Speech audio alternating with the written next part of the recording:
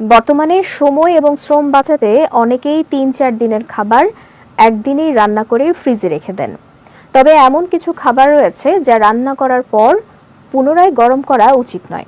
এই বিষয়ে বিশেষজ্ঞরা বলছেন, বারবার গরম করার ফলে কিছু খাবার বিষে পরিণত হয়ে ক্যান্সার সহ মারাত্মক স্বাস্থ্য ঝুঁকি সৃষ্টি করতে পারে।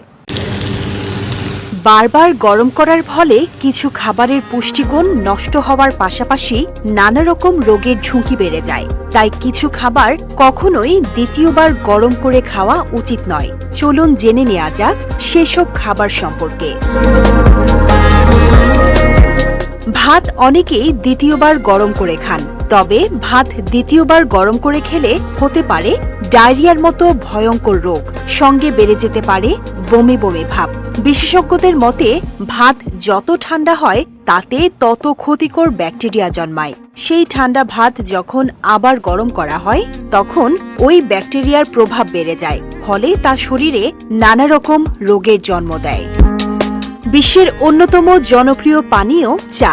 অনেক সময় কাজের ব্যস্ততায় বানানো চা ঠান্ডা হয়ে যায়, তখন অনেকেই তা আবার গরম করে পান করেন। কিন্তু দ্বিতীয়বার গরম করলে চায়ের মধ্যে অ্যাসিডের মাত্রা বেড়ে যায়, যা হজমের সমস্যা এবং পাকস্থলীর জটিলতা সৃষ্টি করতে পারে। তাই চা কখনোই পুনরায় গরম করে খাওয়া উচিত নয়। রান্না করা আলু দ্বিতীয়বার গরম করলে এর পুষ্টিগুণ নষ্ট হয়ে যায় এবং দীর্ঘ সময় কক্ষ তাপমাত্রায় রাখলে তা বিষাক্ত হয়ে উঠতে পারে। তাই আলুর তরকারি বা আলু দিয়ে তৈরি কোনো খাবারই বারবার গরম করে খাওয়া উচিত নয়। ডিম দিয়ে তৈরি কোনো খাবার বা রান্না করা ডিম একাধিকবার গরম করা উচিত নয়, কারণ পুনরায় গরম করলে এতে বিষক্রিয়ার আশঙ্কা থাকে। ডিমের পুষ্টি উপাদান নষ্ট হয়ে তা টক্সিক হয়ে উঠতে পারে, যা স্বাস্থ্যের জন্য বিপজ্জনক। বিশেষজ্ঞরা জানান, পালং শাক একাধিকবার গরম করে খেলে শরীরে কার্সিনোজেনিক প্রোডাক্ট বা ক্যান্সার সৃষ্টিকারী উপাদানের পরিমাণ বেড়ে যায়। এর ফলে স্বাস্থ্যের নানা ধরনের সমস্যা তৈরি হতে পারে। এছাড়া এই তালিকায় রয়েছে রান্নার তেল, মুরগির মাংস ও মাশরুম।